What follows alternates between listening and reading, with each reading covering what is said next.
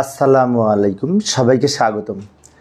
ICT বিষয়ের যে Comilla board 23 সালে একটি সৃজনশীল প্রশ্ন এসেছিল ওয়েব ডিজাইন সম্পর্কিত।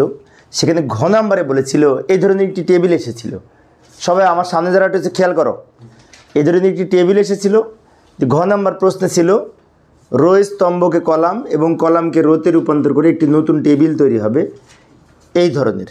এই যে বিষয়টি আবারও বলছি, লক্ষ্য করি, এই যে সায়েন্স, কমার্স, হিউম্যানিটিস, এটা ছিল রো, এখন এটা কলাম হবে।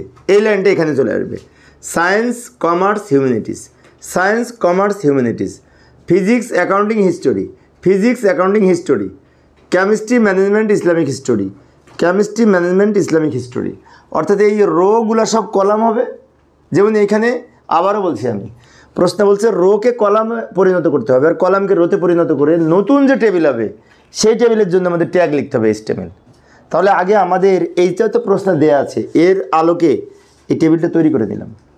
কীভাবে করলাম আমি আরেকবার রিপিট করছি। এই যে science, commerce, humanities, science, commerce, humanities, এইটা এইখানে, এইটা এইখানে, এইটা এইখানে, নতুন টেবিল পেলাম। এখন এটার জন্য আমরা একটা HTML ট্যাগ লিখবো, কোড লিখবো। তো এখানে তো জায়গা নাই, এখান থেকে মূলত উত্তরটা লেখা শুরু আমার। আমি এইটুকু পরের পেজে নিয়ে যাচ্ছি, এই যে এখানে নিয়ে এসে রাখলাম। এটা দেখে আমরা এখন এখানে ট্যাগ লিখব। প্রথমে তো ডক টাইপ HTML লিখলেও হয়, না লিখলেও হয়, তো আমরা লিখলাম, সমস্যা নেই, HTML5 ভার্সন মনে করে। এরপরে HTML-এর ওপেনিং ট্যাগ লিখে, বডির ওপেনিং ট্যাগ লিখে টেবিল তৈরির জন্য টেবিল ট্যাগ ব্যবহার করব এবং লিখব টেবিল বর্ডার সমান 1, এই দাগ দেওয়ার জন্য। আর এখানে আরেকটা অ্যাট্রিবিউট ব্যবহার করেছি আমরা, সেল স্পেসিং 0। সেল স্পেসিং 0 দেওয়ার কারণে দাগগুলো এরকম সলিড হবে, দুই দাগের মাঝখানে কোনো স্পেস থাকবে না। আচ্ছা, এবার কি করব? টেবিলের রো তৈরি করব। এই রো তৈরি করার জন্য কোন ট্যাগ বলো তো তোমরা আমার সামনে যারা আছো? টিআর। টিআরের সাথে কি দিব? অ্যালাইন সমান সেন্টার দিব। এই যে টিআর অ্যালাইন সমান সেন্টার কেন দিলাম?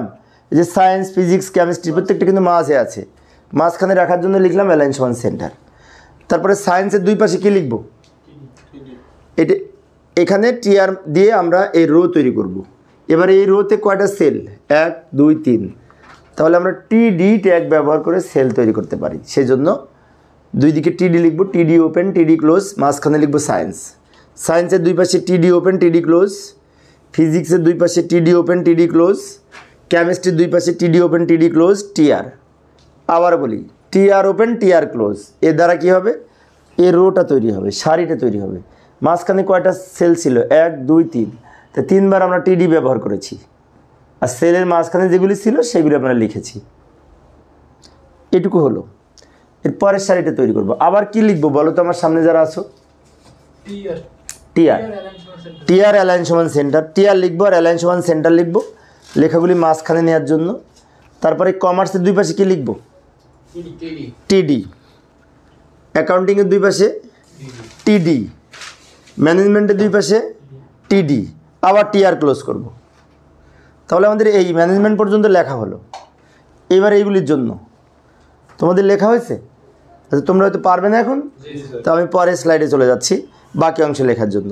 আবার টিআর ওপেন করব, অ্যালাইন সমান সেন্টার লিখব, হিউম্যানিটিসের দুই পাশে টিডি, হিস্টোরির দুই পাশে টিডি, ইসলামিক হিস্টোরির দুই পাশে টিডি, টিআর ওপেন, টিআর ক্লোজ, মাঝখানে 3 বার টিডি লিখেছি 3টা সেল তৈরির জন্য, এবং 2 টিডির মাঝখানে আমরা এইগুলি লিখেছি। এবার সবার শেষে কী করব? টেবিল ক্লোজ করব, বডি ক্লোজ করব, HTML ক্লোজ করব। Table close, body close, HTML close. এইভাবে আমরা এই টেবিল ট্যাগ ব্যবহার করে এই ধরনের টেবিল তৈরি করতে পারি। আশা করি তোমরা এখন পারবে। তো পরিশেষে সবাই ভালো থাকবে এবং সুস্থ থাকবে এই কামনায় খোদা হাফেজ।